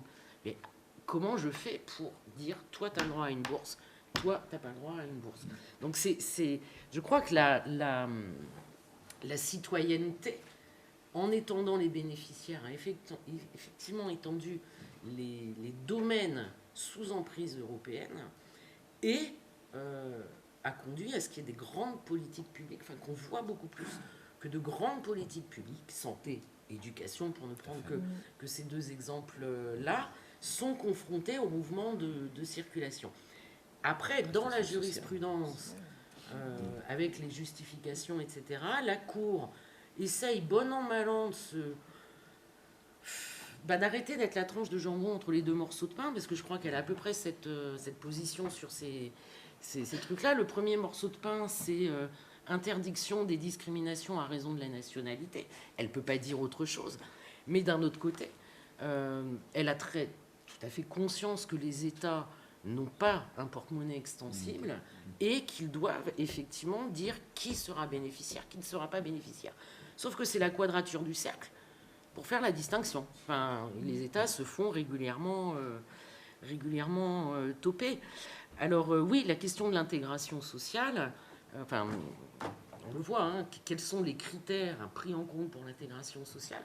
Après, pas encore fait le truc systématiquement, mais je crois que la Cour est plus dure avec les États quand on est en marché intérieur, en intégration négative, avec le jeu interdiction-exception. Par contre, quand elle est sur la 2004-38, qui soit diffusant à codifier la jurisprudence, mais les États ont quand même un peu repris la main sur le bidule, là, la Cour est beaucoup plus restrictive. Et après, je crois aussi qu'on arrive à une certaine limite du système, ou du moins de sa compréhension par le citoyen. Par exemple, l'affaire Lounès, elle est symptomatique. Lounès, hop, a circulé, blabla, s'est installé, blabla, a fait sa vie, des gosses, machin, et change de nationalité, acquiert la nationalité du pays d'accueil. Et grand problème, c'est on la range dans quelle boîte? Elle n'est plus dans la 2004-38, parce que la 2004-38, c'est pour les citoyens européens. Ah bah oui, mais elle a migré et elle a acquis la nationalité. Oui, mais le jour où elle demande, c'est la nationale d'un État. Donc on va passer par, nous on maîtrise, on va passer par 21 FU, etc. Vous expliquez ça aux citoyens européens, ils votent contre l'Europe. Il fait Brexit, Frexit, salut. Bon, parce que je crois qu'on arrive peut-être à la limite de l'exercice où on conçoit l'Europe et les droits de la personne dans le mouvement. C'est-à-dire que ce sont des droits d'accès à, et depuis 1957, on raisonne en droit d'accès à, sauf qu'après, moi c'est souvent ce que je dis à mes étudiants, après le mec il n'est pas en apesanteur. Ah oui, j'accède à un autre État. And so what? Et là, il faut que le législateur prenne la main. Alors peut-être pas celui dans ce moment, on va peut-être attendre un petit peu que le législateur européen, selon moi, soit dans de meilleures dispositions à l'égard de la personne. Mais c'est un peu ce que je disais tout à l'heure. Ce qui manque, c'est qu'on est encore vachement sur la logique intégration négative. Or, la question, c'est plus l'accès à. C'est le reste. C'est le reste. Et ça, c'est dans la main du législateur. Alors, sur l'année européenne du citoyen, je crois qu'il faut retirer à la Commission la communication sur l'Union. Voilà. Je ne suis pas sûr que ce soit le niveau pertinent de com. Alors ça, vous effacerez des enregistrements. Un peu au montage. Romain, peut-être sur l'initiative citoyenne. Oui, donc en fait, votre idée, si j'ai bien compris, ce serait que la commission ait une compétence liée, en quelque sorte. Et que ce soit le Parlement qui puisse... ou alors que... Alors, il y a deux façons de le voir. C'est-à-dire, c'est soit la commission a une compétence liée, soit effectivement c'est le Parlement européen qui récupérerait un pouvoir d'initiative. Alors je pense que lui serait parfaitement content. Hein. Il est partant. Hein. Il n'y a pas de problème. On va peut-être changer, attendre les prochaines élections. Oui, alors voilà, il faut attendre les prochaines élections. Oui. Mais bon, le problème c'est que ça nécessite une révision des traités. Oui. Et puis sur des questions qui sont quand même relativement lourdes, puisqu'on touche à l'équilibre institutionnel du coup. Donc, bon... Je ne suis pas sûr que ce soit faisable. Pour ça que moi, mes propositions, elles étaient à droit constant, quoi. Parce que sinon, ça va être plus compliqué. Et puis, ça peut être un peu risqué quand même de prévoir une compétence. Alors, une compétence liée de la commission, enfin, ouais, c'est compliqué. Et bon, si on met ça en place, de toute façon, ça n'empêchera pas ensuite le jeu des lobbies dans le cadre de la procédure d'adoption de l'acte. Peut-être qu'on pourrait le modifier. Peut-être qu'on pourrait le modifier. Non pas par une modification constitutionnelle, mais simplement par la modification du règlement ICE, en disant que dès lors que le Parlement se soutient, par exemple, une proposition ICE qui aurait passé le filtre de la recevabilité, à ce moment-là, la Commission aurait l'obligation d'aller examiner l'affaire, ou peut-être de porter même le texte. Il n'y aurait pas de modification constitutionnelle, mais tu établirais une situation de compétence liée via la modification du règlement d'exécution par le Parlement. À mon avis, c'est bah, ceci dit, la Commission, elle a déjà l'obligation d'examiner. Elle doit motiver son refus. Donc elle a une obligation d'examiner déjà, la Commission. Oui, j'entends bien, mais c'est pas pareil que de dire j'ai une obligation d'examiner parce que je peux refuser en motivant, et on sait très bien que le contrôle juridictionnel de la Cour sur la motivation des décisions de la Commission, c'est quand même pas ce qu'il y a de plus fort. Enfin, ça dépend de la nature de la décision, mais quand même, globalement, il y a une marge d'appréciation forte qui est laissée à la Commission. Par contre, si on fait que on prévoit que dès lors que le Parlement se saisit de l'ICE et soutient une ICE, à ce moment-là, la Commission aurait l'obligation peut-être d'aller présenter le texte. Donc tu ne prives pas la Commission de son pouvoir d'initiative, mais tu le conditionnes, tu fais que la Commission est en situation de compétence liée dès lors que le Parlement soutient une proposition. À mon avis, ce n'est pas de modification constitutionnelle et tu arrives à peu près au même résultat. Mais moi, je me demande si la question que vous posez ne pose pas finalement plus cruellement la question de qui est le détenteur du choix politique au sein de l'Union. Les États. Voilà. Est-ce que c'est la Commission qui doit faire les choix politiques, les États, machin. Enfin, la vraie question, elle est là en fait, parce que on le voit dans certaines motivations de la Commission, et on l'a vu notamment quand, alors je ne sais plus quel ICE a été contesté auprès du médiateur, puis de la Cour, etc., où on a dit c'est choix discrétionnaire du choix politique. Voilà. Et donner à la Commission ce choix politique, pourquoi pas, mais en fait, je crois que c'est pas elle qui l'a. Donc, en plus, là, pour moi, il y a un vrai hiatus dans l'ICE. C'est qu'on dit dans l'ICE que la Commission va faire les choix politiques, sauf qu'il faut arrêter de... C'est plus elle... Enfin, c'est plus elle qui l'a fait. Plus elle qui a le pouvoir. Voilà, c'est aussi pour ça que je pense que l'ICE, elle foire. Puis aussi parce que les types proposent des ICE parfois. Oui, c'est parfois un peu... Peut-être qu'on peut laisser la parole un peu à ceux qui nous supportent déjà depuis 1h30. Alors, je vois qu'il y a des questions. On cherche le micro qui se promène quelque part. Ah, il arrive. Ouais. C'est bon, je gère. Merci Mathieu. C'est vrai qu'il fait nuit là-haut. Il fait nuit là-haut. Marc, non. Ouais, ça a l'air de marcher. Merci. Alors, je ne sais pas si ce sont des questions ou des remarques, j'en ai un certain nombre pour à peu près tout le monde.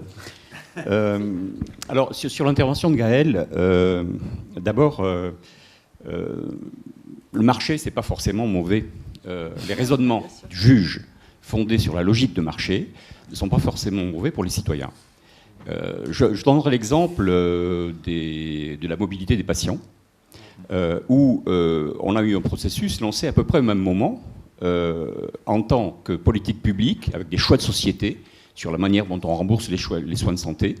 Il a fallu plus de 10 ans dans ce cas-là pour qu'on arrive à une directive sur la mobilité des patients. Sauf que dès 1998, le juge sur un raisonnement purement économique de marché, de libre prestation de services, avait donné un dispositif qui permettait d'avoir un véritable plus pour les patients européens. Donc c'est juste un paradoxe parfois, mais parfois le raisonnement fondé exclusivement par le juge sur la logique de marché donne un choix de société et une plus-value pour le citoyen européen. Donc c'est juste un paradoxe un petit peu, mais qui conduit parfois à nuancer le propos. Ensuite, la tendance de la Cour de justice à reconnaître une marge d'appréciation, etc., finalement, elle a toujours fait ça.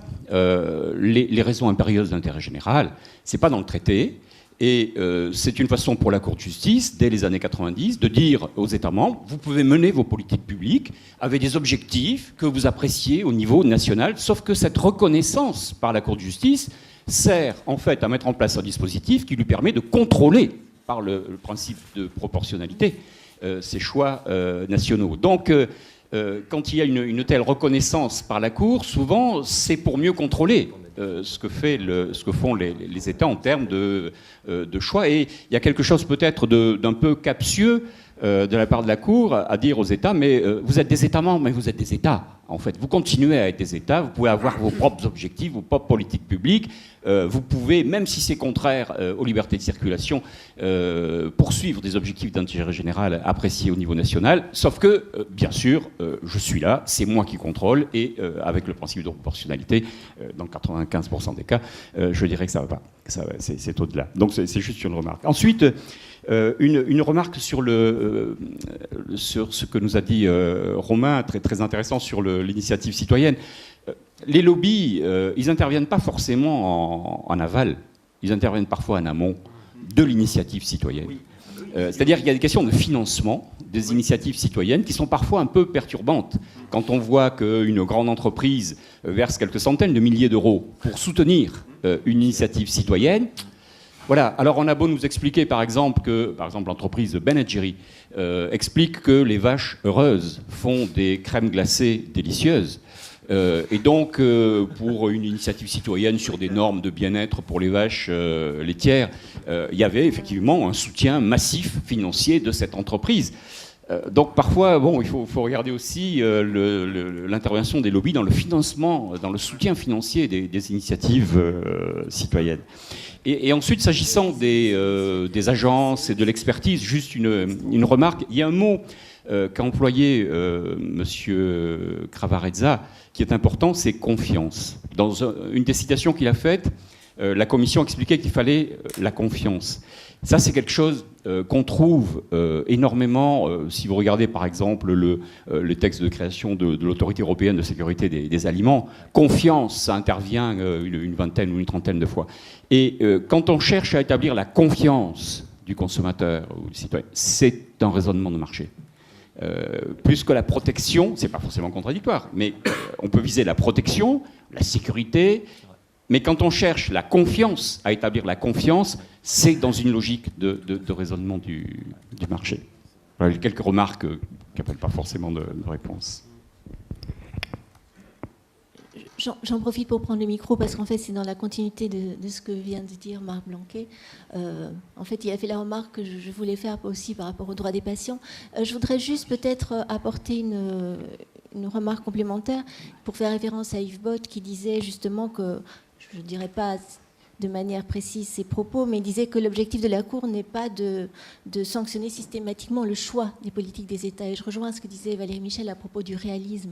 Et à mon sens, au contraire, j'ai l'impression que depuis quelques années, la Cour est de plus en plus sensible aux motivations des États membres. Et quand elle estime que la motivation, et là je parle surtout pour l'aspect santé publique, que le motif de santé publique, entre guillemets, tient la route, eh bien la Cour va, au niveau du contrôle de proportionnalité, accepter la justification dans le cadre de la logique marché intérieur. Donc peut-être juste un petit bémol par rapport à ce qui a été dit. Je pense effectivement il y a une logique marché, mais malgré tout, ce n'est pas uniquement la logique marché, il y a quand même une reconnaissance, à mon sens, de plus en plus précise de ce choix des politiques des États, quand ce n'est pas un choix strictement économique. Et là, je rejoins ce que disait déjà Valérie Michel il y a quelque temps à ce propos. Je ne suis pas tout à fait d'accord avec ce que je viens de dire. étude empirique, sur 10 ans, 2 tiers des justifications invoquées par les États sont rejetées. Oui, mais parfois ils motivent comme des buses. Sur les raisons d'intérêt général, etc. C'est la Cour qui juge des États. Des fois, les États, ils apportent Non, même pas mais leur c'est ça, justification. bah oui, c'est ça. Et c'est Ils la ont Cour pas qui donne compris une qu'ils justification doivent pour le trouver le contrôle de bidule. proportionnalité. Mais ils ne motivent plus. Là où il y a une petite rectification, c'est que pour certains domaines, la Cour est bienveillante. Ouais. Alors, notamment la santé La santé. publique. Ouais. Ça. Peut-être sur la manière, parce que quand on dit le marché gagne pas toujours, c'est évident, il n'a jamais gagné toujours. Donc la question, à mon avis, c'est quel est le principe. C'est notamment ça, et ça reste le marché, et ça se traduit juridiquement. C'est-à-dire que quand on est sur des notions marchandes, on les catégorise clairement, on définit l'entreprise, on parlait du citoyen qui n'est pas seulement marchand, qui peut être aussi un peu en dehors, et là, alors je n'ai pas vérifié, j'avais encore regardé en 2018, mais il me semble qu'on est toujours sur la formulation de la musique, sur cette idée que le citoyen, justement la citoyenneté a vocation à être le statut fondamental. Vocation. À vocation. Vocation. C'est fait en 2001. Ouais. Alors, Elle a toujours vocation. Alors, si ça n'a pas bougé depuis 6 mois, 18 ans plus tard, ça a encore vocation, mais c'est toujours pas réalisé. Donc, ça n'est pas une catégorie juridique extrêmement délimitée. Tout à fait. Or, on se sert des catégories juridiques délimitées pour déterminer des solutions de principe qui vont permettre des applications d'espèces par la suite. Donc, on continue bien à raisonner à partir du marché plutôt qu'à partir de notions qui lui sont en partie étrangères comme une citoyenneté. Et c'est ça qui me paraît déterminant, même si effectivement, ça n'empêche pas du tout qu'il y ait des exceptions au marché. Mais la question est à partir de quoi on raisonne, et la réponse reste à partir du marché. Et avec cette chose qui est parfois difficile à comprendre quand on parle de cette vocation de statut fondamental, c'est que la base juridique citoyenneté, elle est résiduelle. Hein, c'est si on n'est pas agent économique, on va aller faire fouiller dans citoyenneté. Non, Déjà, tu vois, enfin, c'est... c'était pas ça, mais il y avait cette idée que, ce qu'on dit souvent, c'est que la citoyenneté reste quand même pour beaucoup une citoyenneté de circulation. Il y a une logique là-dedans, c'est-à-dire que quand on appelle à ce que ça devienne autre chose, ça se heurte notamment au fait que le droit européen repose sur une délimitation géographique qui concerne le territoire des États membres et non pas le territoire de l'Union européenne à titre principal. Donc ça, c'est forcément un obstacle aussi à une évolution de la situation que je décris. Tout à fait. Est-ce que je peux ajouter une question, parce que ça a un rapport avec le débat. Justement, une question à Gaël Marty sur la charte, l'orientation libérale.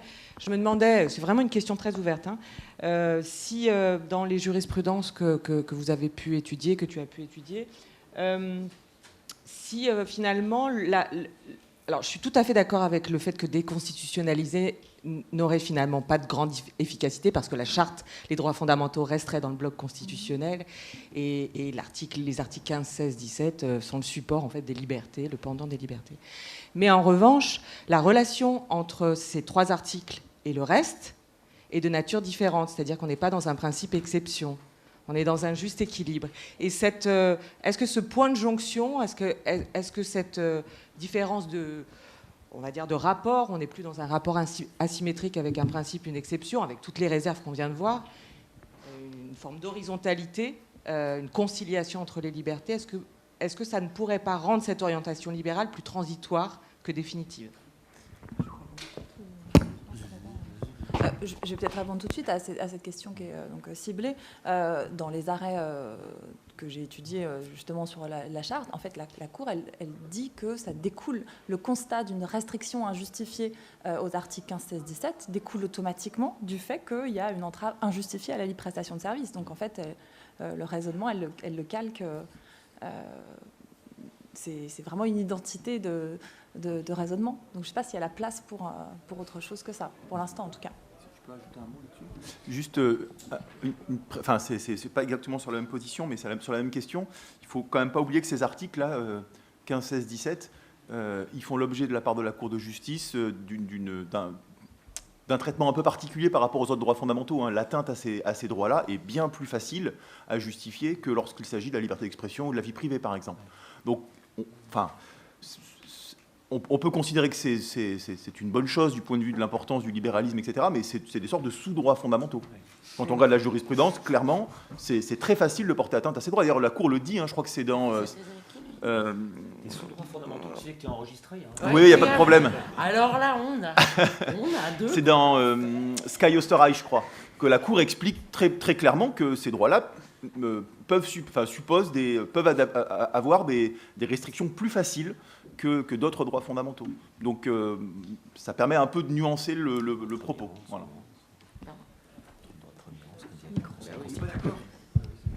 Non, je ne suis pas tout à fait d'accord, mais ça dépend encore des droits qui vont être en opposition aux articles 15, 16 et 17. Si les droits sociaux, si c'est des droits sociaux, ils sont morts. C'est vrai. Hein, oui, oui. Adjet et compagnie, à chaque fois, on va privilégier le triptyque 15, 16, 17.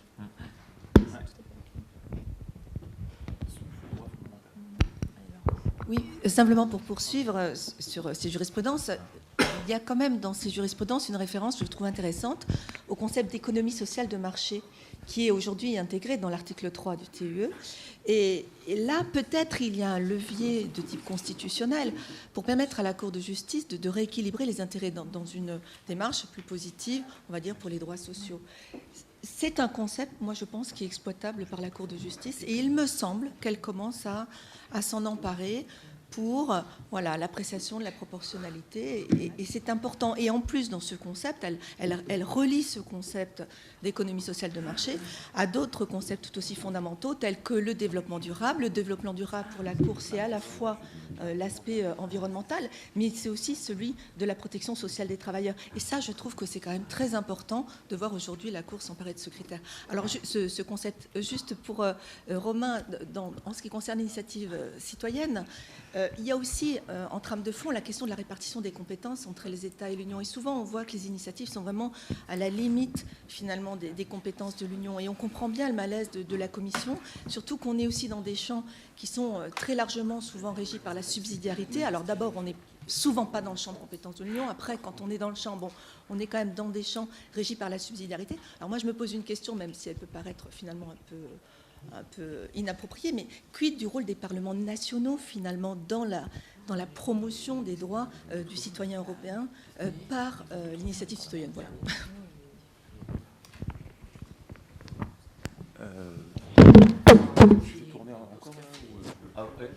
Alors, en fait, on a une pause café là qui doit absolument intervenir et il y a des priorités. Il y a des droits fondamentaux de premier rang, tu as bien compris, du second rang, de troisième rang. Et là, le café, à ce moment de la journée, est plutôt en haut de la pyramide. Quelle saignenne. Merci à tous. Je peux récupérer le papier. Ouais. Que je... Ah, le tien, tu peux.